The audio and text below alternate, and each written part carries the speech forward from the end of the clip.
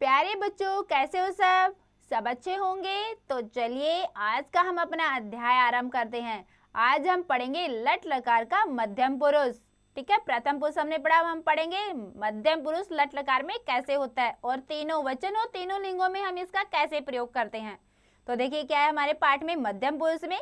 मध्यम पुरुष है लट लकार। हम जानते हैं कि मध्यम पुरुष सुनने वाला व्यक्ति होता है।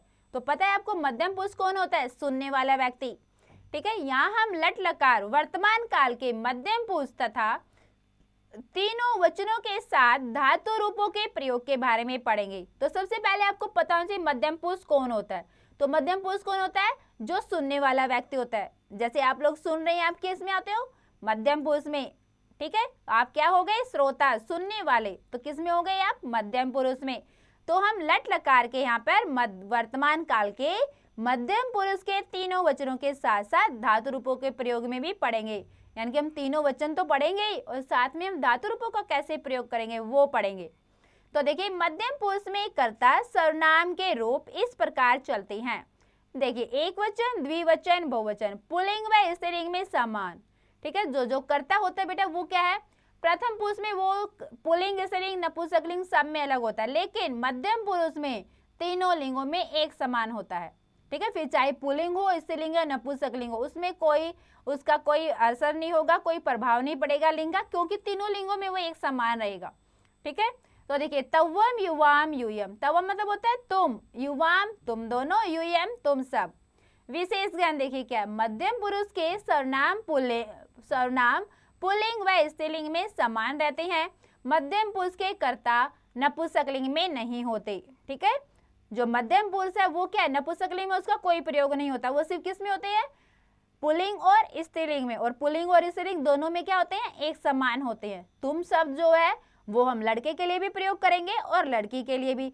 तुम दोनों भी हम लड़के के लिए भी प्रयोग कर सकते हैं और लड़की के लिए भी प्रयोग करेंगे। ठीक है, तव्वम, युवाम, यूयम, फिर यूयम तुम सब, वो भी हम दोनों के लिए प्रयोग करेंगे। देखिए मध्यम पुरुष में धातु के रूप इस प्रकार चलते हैं। गम, गच, जाना धातु रूप। एक वचन, द्विवचन, बहुवचन, पुल्लिंग व स्त्रीलिंग में समान। गच्छी, गच्छते, गच्छत। अतः प्रस्तुत पाठ में हम मध्यम पुरुष लट लकार के धातु रूपों क्रियाओं का अध्ययन करेंगे। विशेष ज्ञान देखिए लट लकार में मध्यम पुरुष में धातुओं के अंत में असी, अथ तथा अथ प्रत्यय का प्रयोग करके लगाकर उनके हम रूप बनाए जाते हैं। पुल्लिंग व स्त्रीलिंग देखिए एक वचन, द्विवचन, बहुवचन। तव्वम गोट का है असी, तुम घोड़े हो। युवाम गोट का उस्त है, तुम दोनों घोड़े हो। यूयम गोट का सत, तुम सब घोड़े हो। तो देखो इसमें कर्ता में क्या प्रयोग हुआ है? तव्वम, युवाम, यूयम। तव्वम एक वचन के लिए, युवाम द्विवचन के लिए और यूयम बहुत सारों के लिए। और तो फिर देखिए इसमें क्रिया में क्या लगा है? इसमें धातु रूप का क्या प्रयोग हुआ है? असी, स्थ, सत। ठीक है, ये किस में होता है? मध्यम पुरुष में। तव्वम धावसी, तुम दौड़ते हो। युवाम धावत है, तुम दोनों दौड़ते हो। यूयम धावत, तुम सब दौड़ते हो। तव्वम गर्दभे असी, तुम गधे हो। युवाम गर्दभोस्त, तुम दोनों गधे हो। यूयम गर्दभासत, तुम सब गधे हो। तव्वम चरसी, तुम चरते हो। युवाम चरत है, तुम दोनों चरते हो। यूयम चरत, तुम सब चरते हो। तव्वम सुकह असी, तुम तोते हो। तव्वम खादसी, तुम खाते हो। युवाम सुकौस्त है, तुम दोनों तोते हो। युवाम खादत है, तुम दोनों खाते हो। यूयम सुकासत, तुम सब तोते हो। यूयम खादत, तुम सब खाते हो। तव्वम काकह असी, तुम कव्वे हो। तव्वम उड़ियसी, तुम उड़ते हो। युवाम काकोस्त है, तुम दोनों कव्वे हो। युवाम उड़ियत है, तुम दोनों उड़ते हो।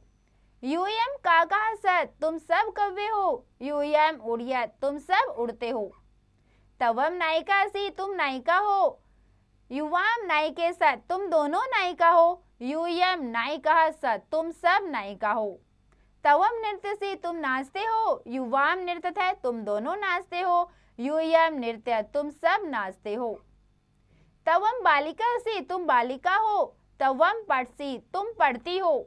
युवाम बालिके से, तुम दोनों बालिका हो। युवाम पढ़ता, तुम दोनों पढ़ती हो। यूयम बालिका सत, तुम सब बालिका हो। यूयम पठत, तुम सब पढ़ती हो। तवम लता हसी, तुम बेल हो। तवम आरोहसी, तुम चढ़ती हो। आरोह मतलब चढ़ना, जैसे देखा ना बेल ऊपर की ओर चढ़ती है तो क्या बोलेंगे उसको, आरोहसी। युवाम लते सतह, तुम दोनों बेल हो। युवाम आरोहत, तुम दोनों चढ़ती हो। यूयम लता सत, तुम सब लता हो, तुम सब बेल हो। यूयम आरोहत, तुम सब चढ़ती हो। तवम कलिकासी, तुम कली हो। तवम विकससी, तुम खिलती हो। युवाम कलिकेस्थ है, तुम दोनों कलियां हो। युवाम विकसत है, तुम दोनों खिलती हो। यूयम कलिका सत, तुम सब कली हो। यूयम विकसत, तुम सब खिलती हो।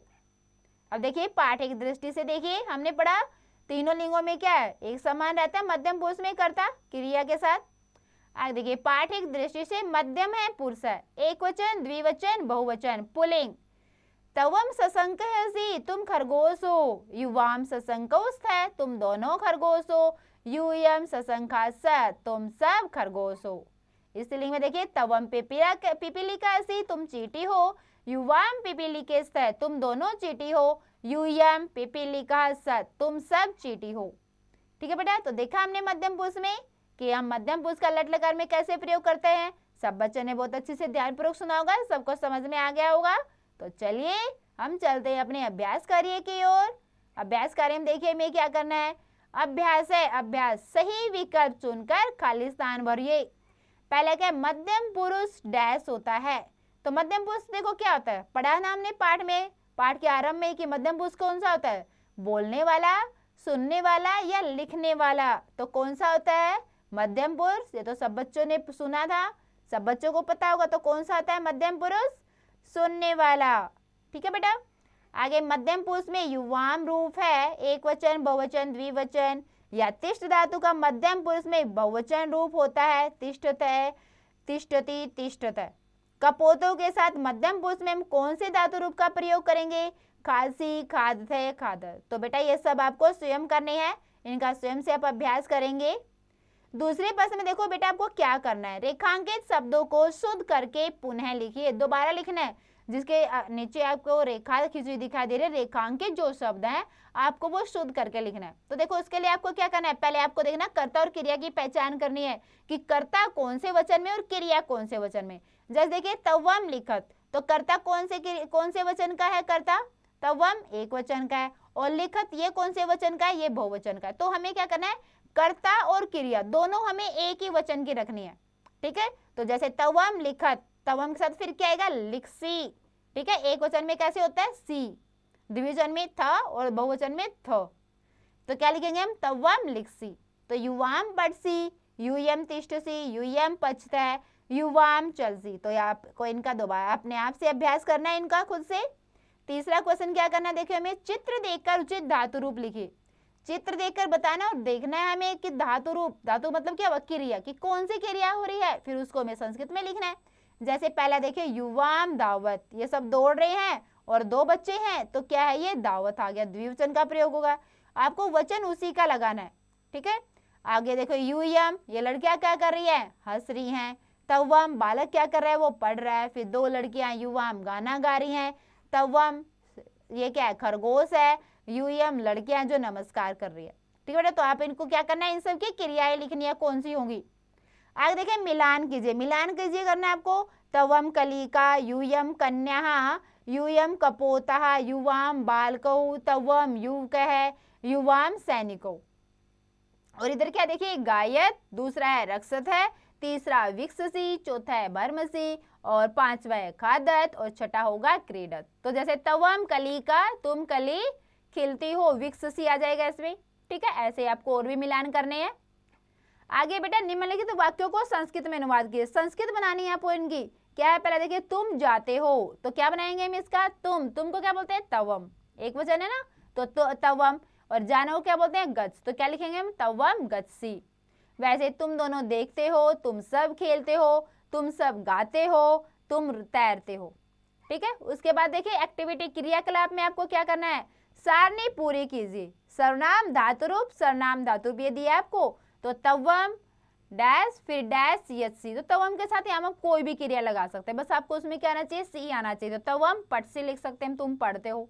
फिर यच सी क्या है, धातु रूप देंगे, यहाँ पे कर्ता लगाना, तो सी के साथ क्या आएगा, तवम आएगा, हम यहाँ पे तवम लिखेंगे। तो वैसे आपको खादत है, यूयम, नमत है, युवाम, यूयम, कुछ, ये सब क्या करने हैं आपको, अपने आप से करने हैं। इनमें किसी में कर्ता लगाना है तो किसी में क्रिया लगानी है, तो आप सभी अपने आप से करेंगे। आगे बेटा स्वयं मूल्यांकन। स्वयं मूल्यांकन में क्या करना है, दी गई धातुओं के मध्यम पुरुष के तीनों वचनों के रूप लिखने। ठीक है, देखो कितनी धातुएं दी, आपको 5 धातु दी गई यहाँ पर। आपको क्या करना है, उनमें एक वचन, द्विवचन और बहुवचन लिखना। जैसे पट, पट का क्या होता है, मध्यम पुरुष में पटसी, पढ़ता है, पठत। ठीक है, तो वैसे ही गम मतलब जाना, पच पकाना, यच देना, ब्रह्म घूमना। तो इन सब का को क्या करना है, मध्यम पुरुष लिखना है। आगे बेटा मूल्यप्रक प्रश्न में क्या करना है, क्या आप स्वस्थ रहने के लिए व्यायाम करते हैं, आपका स्वास्थ्य अच्छा रहे उसके लिए आप व्यायाम करते हैं। व्यायाम मतलब कि एक्सरसाइज करते हैं, यदि हाँ तो व्यायाम के लाभ क्या है लिखिए। अगर आप करते हैं तो आपको व्यायाम के लाभ लिखने हैं यहाँ पे संस्कृत में। ठीक है बेटा, तो ये आपको अपने आप से करना है, ये प्रश्न लिखना है कि आप व्यायाम करते हैं कि नहीं, और उसके व्यायाम करने से आपको क्या फायदे हैं, क्या लाभ हैं, वो लिखना है। तो बेटा हमने मध्यम पुरुष के बारे में पढ़ा। मध्यम पुरुष हमने तीनों वचनों में पढ़ा और देखा मध्यम पुरुष तीनों लिंगों में एक समान होता है, उसमें कोई लिंग का कोई भूमिका नहीं होती उसमें लिंगी। तो सब बच्चों को अच्छे से समझ में आया होगा। तो बेटा आप इसका एक बार दोबारा से अभ्यास अवश्य करें।